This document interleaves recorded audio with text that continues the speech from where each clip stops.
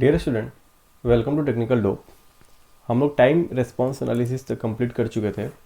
आज का जो टॉपिक होगा हमारा एक नया चैप्टर होगा स्टेबिलिटी ऑफ सिस्टम। उसको हम लोग कंप्लीट करेंगे। यानी कि अब से हम लोग स्टेबिलिटी ऑफ सिस्टम के ऊपर जो भी वीडियो लेक्चर होगा उसको हम लोग कंप्लीट करेंगे। उसके बाद हम लोग मॉड्यूल 1 और मॉड्यूल 2 को पढ़ेंगे। ठीक है। हम लोग जो है ना टाइम रिस्पॉन्स एनालिसिस में देखोगे आप लोग लास्ट वीडियो लेक्चर में टाइम रिस्पॉन्स एनालिसिस के अंदर हमने 6 सवाल कराए हैं। यही 6 सवाल जो है ना अप्रॉक्स सारे एग्जाम में पूछे जाते हैं, चाहे वो बोर्ड का एग्जाम हो, सेमेस्टर का एग्जाम हो, या कोई स्टेट लेवल का एग्जाम हो जहाँ पे कंट्रोल सिस्टम सिलेबस में होगा, या कोई भी पेपर हो। बेसिक बेसिक सवाल है वो। उसके बाद से जो मैं टेबल बनाया हूँ, यहाँ पे हमारा जो टेबल बनाया था एरर वाला, इस टेबल को आपको याद रखना है। ये टेबल आपको याद रखना है। उसके बाद से जो मैं फार्मूला बताया हूँ बस फार्मूला को याद रखोगे। राइज टाइम का फार्मूला क्या होता है, पिक टाइम का फार्मूला क्या होता है, सेटिंग टाइम का फार्मूला क्या होता है, पिक ओवर शूट का फार्मूला क्या होता है, ये सारे फार्मूलाज को याद रखोगे। उसके बाद सबको जनरली हर सवाल में देखोगे कि omega N square S square plus 2 zeta omega N S plus omega N square से कंपेयर करना होगा। उसमें एक पॉइंट नोटिस करना है कि कोफिशिएंट ऑफ एस स्क्वायर हमेशा 1 है यहाँ पे, तो जो भी इक्वेशन आप कंपेयर करोगे उसको 1 बना के ही करोगे कॉमन लेके। ठीक है। ये सारे सवाल जो है ना सारे टाइप का मैं सवाल करा चुका हूँ। एक पिक ओवर शूट वाला भी मैं करा दिया हूँ कि हमारा जैसे हमारा ये इस टाइप से सवाल भी मैं करा चुका हूँ। ठीक है। तो आपको कोई भी परेशानी की बात नहीं है। जितना टाइप होता है मैं मतलब 5 से 6 सवाल में कोशिश किया हूँ कि उसको कवर करूँ। ठीक है। तो चलिए हम लोग शुरू करते हैं नया चैप्टर। इस चैप्टर का नाम होगा stability of system. Stability of system हम लोग अभी यहाँ पे पढ़ेंगे। ठीक है। यानी कि सिस्टम हमारा स्टेबल कब होगा, अनस्टेबल कब होगा। क्योंकि देखो अगर सिस्टम हमारा स्टेबल ही नहीं होगा तो फिर हम लोग ट्रांजिएंट और स्टेडी स्टेट एनालिसिस उसका कर ही नहीं सकते हैं। ठीक है। तो सबसे पहले हमारा यही काम होता है कि हम देखें कि सिस्टम हमारा स्टेबल कब होता है। तो चलिए हम लोग लिखते हैं कुछ पॉइंट्स, फिर आपको धीरे धीरे सब कुछ समझ में आने लगेगा। सबसे पहले लिखो कि ये LTI system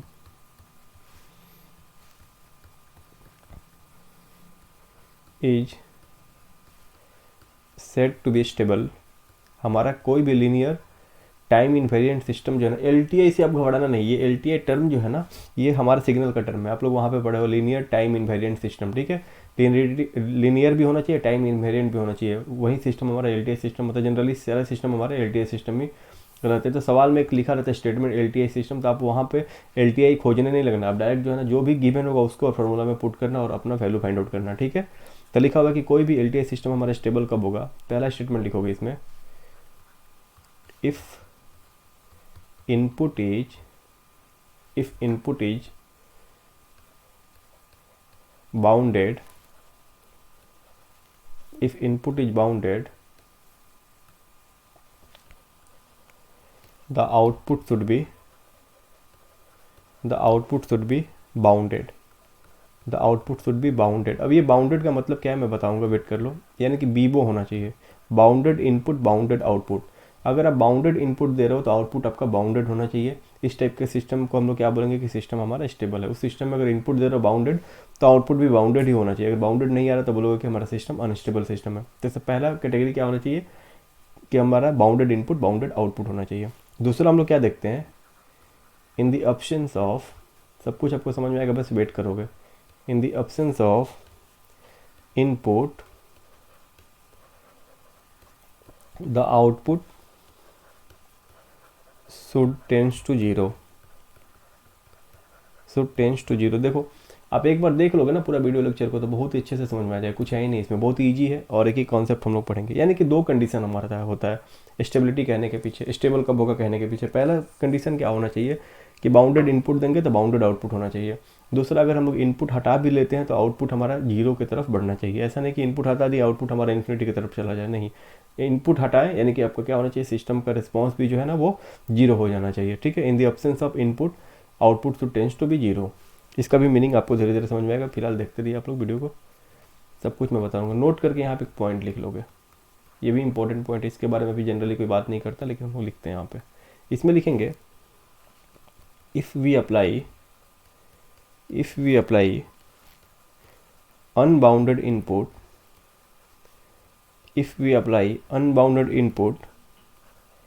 and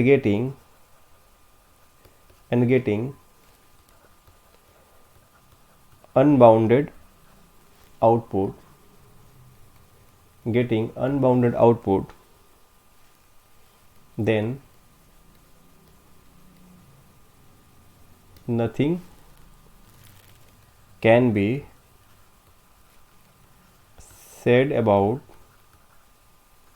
nothing can be said about, किसके बारे में, स्टेबिलिटी के बारे में, स्टेबिलिटी ऑफ सिस्टम। यानी कि अगर आप इनपुट ही अनबाउंडेड दिए हो तो आउटपुट तो अनबाउंडेड आएगा भी, तो आपको ये नहीं बोलोगे कि सर हमारा अनस्टेबल है, कोई स्टेबिलिटी के ऊपर कमेंट नहीं करोगे। स्टेबिलिटी के ऊपर कमेंट कब करोगे, जब आप बाउंडेड इनपुट दोगे और आपका आउटपुट क्या आना चाहिए, बाउंडेड आना चाहिए, तब आपका स्टेबल है। या अब्सेंस ऑफ इनपुट, आपका आउटपुट से जीरो होना जाना चाहिए। अगर हम अनबाउंडेड इनपुट दे रहे हैं, अगर हमारा अनबाउंडेड आउटपुट आ रहा है, तब हम लोग क्या बोलेंगे कि स्टेबिलिटी हमारा, कुछ भी उसके बारे में कमेंट नहीं करेंगे। ऐसा नहीं कि हम लोग बोलेंगे कि सर कि हमारा अनस्टेबल होगा, नहीं, कुछ भी नहीं कमेंट करेंगे, ठीक है। इस बात को हमेशा ध्यान रखोगे, ठीक है। ऐसा नहीं, बहुत सारे लोग क्या बोल देते हैं कि सर अनबाउंडेड आउटपुट है तो हमारा अनस्टेबल हो गया। नहीं, अनबाउंडेड आउटपुट है, अनस्टेबल कब बोलोगे, जब हमारा इनपुट बाउंडेड है। अगर इनपुट ही हमारा अनबाउंडेड है तब आप कुछ भी नहीं बोल सकते हो। अब बार बार आप लोग सोचोगे कि सर अनबाउंडेड किए हुए हैं, कुछ बता नहीं रहे, तो बस थोड़े से वेट कर लो, मैं बता रहा हूँ, ठीक। चलो यहाँ तक हो गया, क्योंकि आप सिग्नल में पढ़े बाउंडेड इनपुट बाउंडेड आउटपुट, इसीलिए मैं नहीं बता रहा हूँ, लेकिन मैं बताऊंगा, बस वेट करो। As per total response, as per total response, एक minute, as per natural response, as per natural response हम लोग स्टेबिलिटी के बारे में कैसे कमेंट करेंगे। चलो तो स्टेटमेंट लिखते हैं। सबसे पहले लिखेंगे a system is a unstable system if its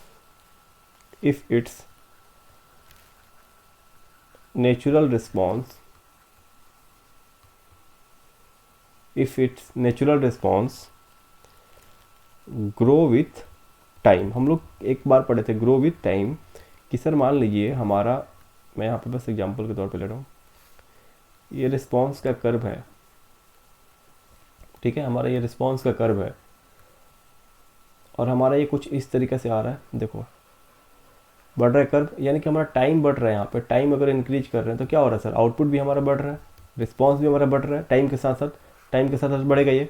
तो हम लोग ये बोलेंगे कि सर आउटपुट तो हमारा बढ़ रहा है, system is unstable system if its natural response, response मतलब क्या, आउटपुट, ग्रो विथ टाइम, तो हम लोग क्या बोलेंगे, अनस्टेबल सिस्टम बोलेंगे, ठीक है। इसको आपको ध्यान में रखना है। सबका आगे आपको ग्राफ मिलेगा, एक्सप्लेनेशन मिलेगा, मैथमेटिकल प्रूफ मिलेगा कि कैसे होता है सब चीज़, सब कुछ मिलेगा, बस वेट करो। दूसरा लिखो, यानी कि हम लोग ये बोलेंगे टी इन्फिनिटी की तरफ अगर बढ़ रहे हैं हमारा, तो ग्राफ भी हमारा इन्फिनिटी की तरफ जा रहा है, ठीक है। चलो अब हम लोग बाउंडेड की बात करते हैं। ए सिस्टम इज, ये सब आप लोग पढ़े हुए, पहले ही पढ़ाया मैं, ट्रांजिएंट वाले पार्ट में ही पढ़ाया था, लेकिन फिर से देखो।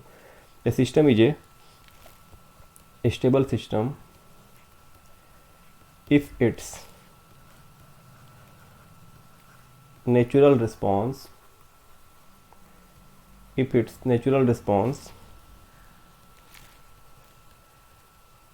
डिके विथ टाइम, टाइम के साथ कम हो, यानी कि देखो मैं यहाँ पे इसको भी बना रहा हूँ, एक्सपोनेंशियल का कर्व हम लोग पढ़े थे ना एक बार। ये मान लेते हमारा आउटपुट है, ये हमारा टाइम है, ठीक है। हम लोग ग्राफ ले रहे हैं यहाँ पे e⁻⁻80 का, जीरो के ऊपर वैल्यू क्या देगा, 1 देगा। टाइम बढ़ाएंगे ग्राफ हमारा डीके होगा, यानी कि टाइम बढ़ रहा है तो ग्राफ हमारा इन्फिनिटी पे क्या हो जाएगा सर, ये इन्फिनिटी पे जीरो को टेंस करेगा, T tends to infinity, e⁻⁻80 zero हो जाएगा। क्लियर है, यानी कि हम लोग ये बोलेंगे कि सर हमारा टाइम के साथ साथ ग्राफ क्या हो रहा है, इसका डीके हो रहा है। क्लियर है, इसको भी आपको ध्यान में रखना है। चलिए अब तीसरा देखते हैं, a system is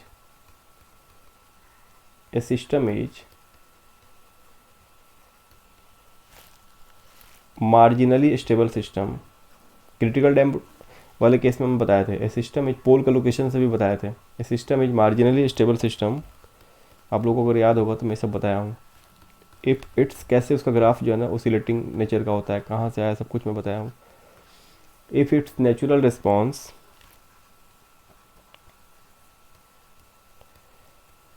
neither decay nor rise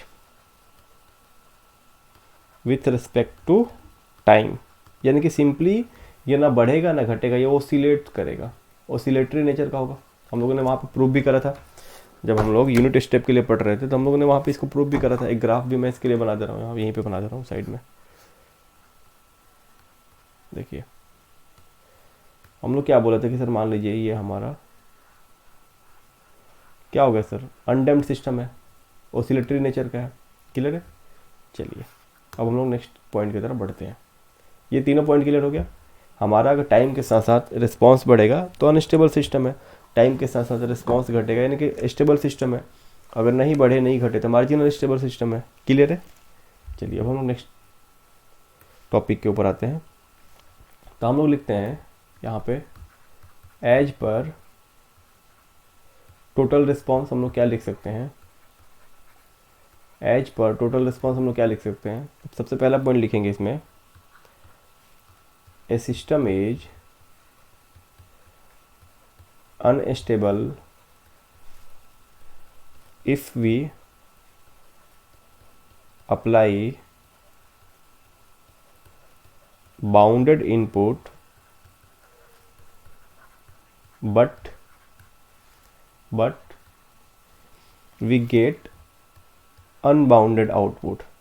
simple thing हम लोग एज पर टोटल रिस्पॉन्स यानी कि नेचुरल और फोर्स दोनों रिस्पॉन्स मिला के टोटल रिस्पॉन्स, जैसे हमारा ट्रांजिएंट स्टेडी स्टेट मिला के होता था टोटल रिस्पॉन्स, वैसे ही हम लोग बोल रहे हैं टोटल रिस्पॉन्स में हम लोग क्या बोल सकते हैं कि हमारा सिस्टम अनस्टेबल कब होगा, अगर हम लोग बाउंडेड इनपुट दे रहे हैं और वी गेट अनबाउंडेड आउटपुट, तब हम लोग बोलेंगे कि क्या होगा सर, हमारा क्या होगा, वो अनस्टेबल होगा। ये हमारा नेचुरल रिस्पॉन्स के बेसिस पे था, इस चीज़ को हमेशा ध्यान में रखना है। ठीक है, कोई कन्फ्यूजन की बात नहीं है इसमें, लेकिन फिर भी ठीक है, याद रखोगे तो अच्छा ही है। दूसरा पॉइंट लिखो, a system is stable if we apply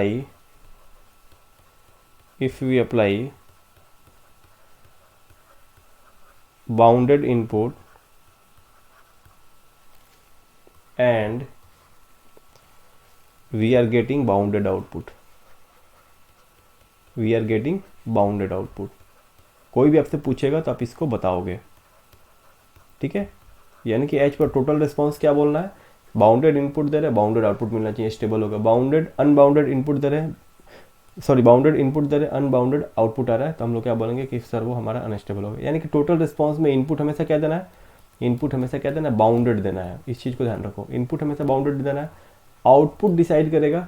अगर बाउंडेड आएगा तो स्टेबल होगा, अगर अनबाउंडेड आएगा तो अनस्टेबल हो जाएगा। ठीक है, इस चीज़ को आपको ध्यान में रखना है। बाउंडेड अनबाउंडेड के बारे में भी मैं बता रहा हूँ, थोड़ा वेट कर लो। उसके बाद से हम लोग किसी भी एलटी सिस्टम को स्टेबल कब बोलते हैं, ये भी आपको लिखा है कि 2 पॉइंट इसमें लिखना है कि अगर हम लोग इनपुट बाउंडेड दे रहे तो आउटपुट बाउंडेड होना चाहिए, बीबो। अगर हम लोग इनपुट को हटा रहे तो आउटपुट 0 को ट्रेंस करना चाहिए। नेचुरल रिस्पॉन्स के बेसिस पर भी हो गया, टोटल रिस्पॉन्स के भी बेसिस पर हो गया। ठीक है, अब कुछ पॉइंट है इसमें, एक नोट करके लिख लो, ईजी है सब कुछ। चलो इसमें लिखोगे आप, the stability of system is most important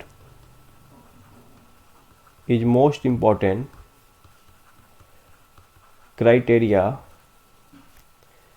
if system is not stable,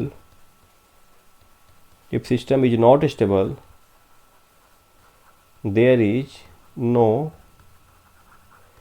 significance of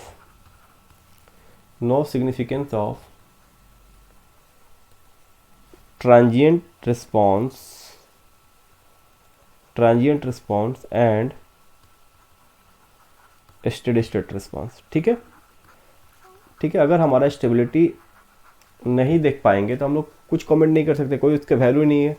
transient और स्टेडी स्टेट रिस्पॉन्स का कोई मतलब ही नहीं बनता है, कितना भी बेटर सिस्टम बना लो, अगर सिस्टम आपका स्टेबल सिस्टम ही नहीं है तो फिर कोई फ़ायदा है क्या। लिफ्ट बनाया वो रुक ही नहीं रहा, चले जा रहा है। ठीक है, तो फिर क्या फ़ायदा, उसका ट्रांजिएंट टाइम क्या है, कहाँ जाकर रुक रहे, इससे क्या मतलब है। अगर मान लो लिफ्ट डिजाइन कर रहे हो तो आप चाहोगे ना कि भाई जल्दी से जाए 3rd फ्लोर पे, ठीक है, तो चलो अपना ट्रांजिएंट टाइम बेटर होना चाहिए। चाहोगे ना कि जाकर 3rd पे ही रोके, तो चलो स्टेडी स्टेट हमारा एक्यूरेट होना चाहिए, एरर कम होना चाहिए। चलो अगर मान लो कि तेज़ी से ही गया रुका नहीं, ठीक है, धीरे ही गया रुका नहीं, तो फिर फ़ायदा ही क्या है। बोलो, हमारा सिस्टम क्या स्टेबल होना चाहिए। तो सबसे मोर इम्पोर्टेंट चीज़ हमारे लिए क्या है कि सर हम लोग इसमें स्टेबिलिटी के बारे में ज़्यादा से ज़्यादा बात करेंगे।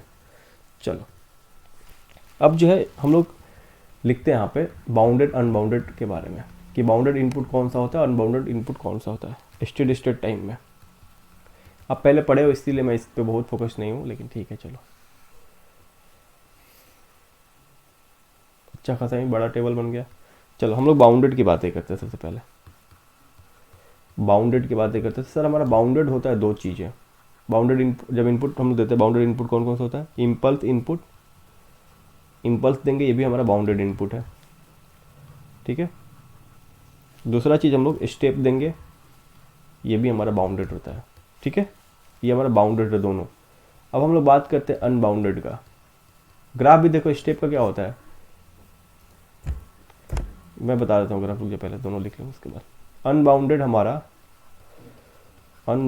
हमारा होता है रैंप इनपुट,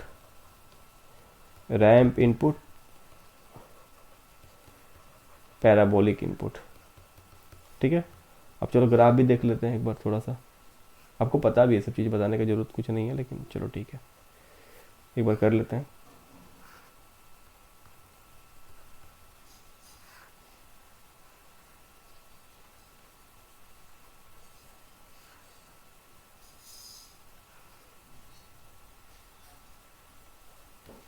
ठीक है, 0 पे हमारा 1 तक जाएगा,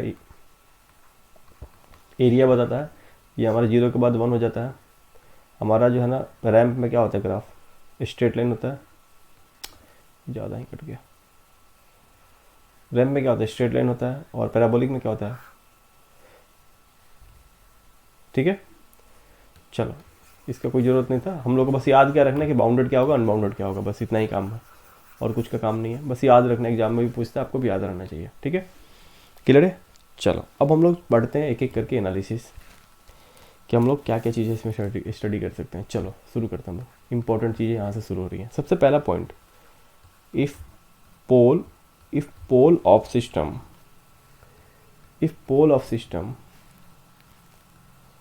lie at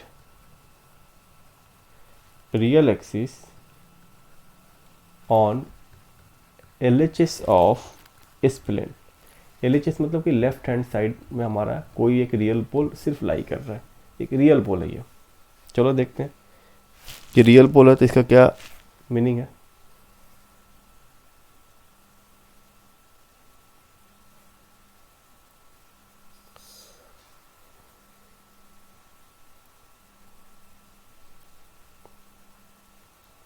चलिए,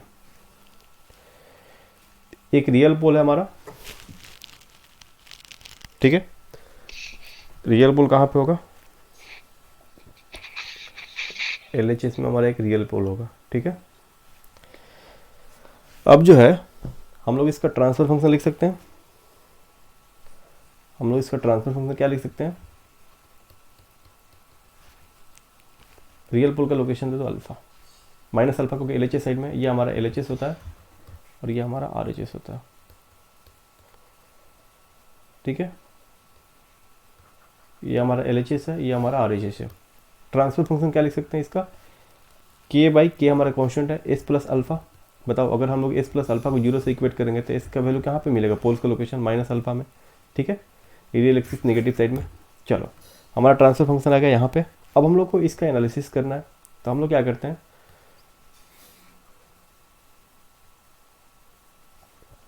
हम लोग यहाँ पे एक सिस्टम लेते हैं। सिस्टम का गेन हमको पता है ना,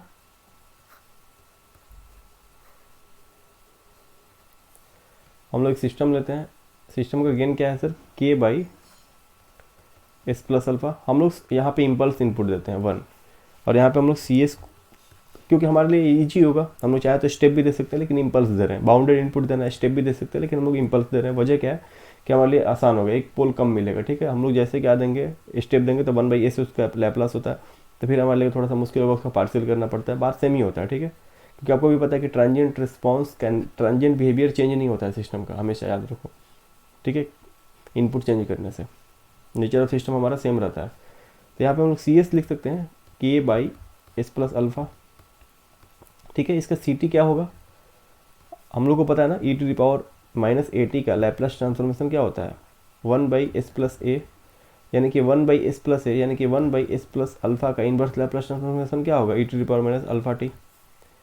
चलिए ठीक है, आपको इतना पता है, लिख सकते हैं e⁻−α_t, यहाँ k आ जाएगा।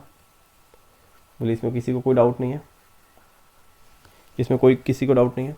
चलो अब हम लोग नेक्स्ट पेज में आते हैं। हम लोग क्या फाइंड आउट किए हैं सर, यहाँ पे ct हमारा निकल रहा है k इंटू e⁻−α_t। चलो अब ct का रिस्पॉन्स हम लोग कर्व बनाते हैं, रिस्पॉन्स कर्व बनाते हैं हम लोग। देखो बहुत ही बेसिक से बढ़ा रहा हूँ, ठीक है आपको। यहाँ 0 के ऊपर हमारा ये ct है, वेट करो, ये हमारा ct का एक्सिस है, ये 0 के ऊपर हमारा क्या देगा, ct k होगा हमारे टाइम एक्सिस से। जैसे जैसे टाइम बढ़ेंगे एक्सपोनेंशियल डीके टाइप ग्राफ बनेगा कि नहीं बनेगा, बोलो एक्सपोनेंशियल डीके टाइप बनेगा, बोलो। तो यहाँ पे हम लोग क्या देख रहे हैं कि सर हम लोग अगर बाउंडेड इनपुट दे रहे हैं, देखो एच पर टोटल रिस्पॉन्स हम लोग क्या पढ़े थे कि अब system is stable system if its natural response decay with time, यानी कि हमारा स्टेबल बन रहा है। बाउंडेड इनपुट दे रहा है तो हमारा देखो बाउंडेड आउटपुट आ रहा है कि नहीं आ रहा है, बाउंडेड आउटपुट आ रहा है कि नहीं आ रहा है, क्लियर है। अगर हम इनपुट हटा भी देते हैं तो हमारा रिस्पॉन्स कहाँ पे चला जाए, ct का वैल्यू कुछ टाइम के बाद 0 पे जाएगा कि नहीं जाएगा, बोलो। अगर आइडियल केस देखा जाए तो इन्फिनिटी पे जाएगा, लेकिन हमारा कभी ना कभी वो सेटल हो जाएगा, 0 हो जाएगा, यानी कि दोनों केस हमारा सेटिस्फाई कर रहा है। ये स्टेबिलिटी के लिए क्या लिखा हुआ है कि अगर हमारा बाउंडेड इनपुट दे रहे हो तो बाउंडेड आउटपुट आना चाहिए, अगर हम लोग इनपुट हटा भी रहे तो आउटपुट 0 को टेंस करना चाहिए, दोनों चीज़ हो रहा है। इसके बेसिस पे भी हो रहा है। हम लोग क्या दिए हैं, बाउंडेड इनपुट दिए हैं, यहाँ पे बाउंडेड इनपुट हमारा दिया हुआ है 1, ये बाउंडेड इनपुट है। हमारा आउटपुट भी आ रहा है, वो भी बाउंडेड आ रहा है कि नहीं आ रहा है, आउटपुट बाउंडेड आ रहा है कि नहीं आ रहा है, टाइम के साथ साथ कम हो रहा है। तो हम लोग यहाँ पे लिख सकते हैं the output of system is bounded, ठीक है, and in the options of input the output tends to 0, so system is stable system। हुआ कि नहीं हुआ, यानी कि हम लोग ये बोल रहे हैं कि अगर हमारा आउटपुट इनपुट बाउंडेड है तो आउटपुट भी बाउंडेड है, ठीक है, आउटपुट बाउंडेड है। अगर आउटपुट बाउंडेड आ रहा है उसके बाद दूसरा केस देख रहे हैं कि अगर हम लोग इनपुट को हटा भी देंगे तो देखेंगे कि रिस्पॉन्स कुछ टाइम के बाद सेटल हो जाएगा जा करके, क्योंकि एक्सपोनेंशियल डीके टाइप है, ठीक है।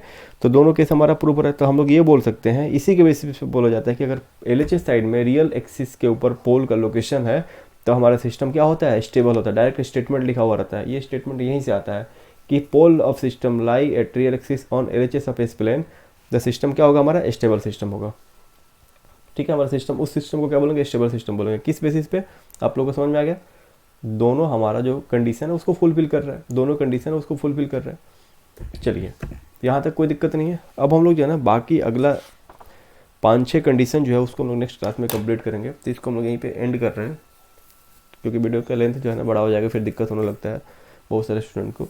तो देखिए आप लोग बहुत अच्छे तरीके से स्टेबिलिटी कवर कराया जाएगा। और वीडियो को लाइक कीजिएगा, कमेंट करके जरूर बताइए वीडियो कैसा लगता है, एक लाइक भी कीजिए, कमेंट भी करिए, ये बताइए कि कैसा लग रहा है, और इन फ्यूचर और भी क्या आप लोग को मतलब किस तरीके से और भी बेटर किया जा सकता है, सब चीज़ भी थोड़ा सा एडवाइस कर सकते हो।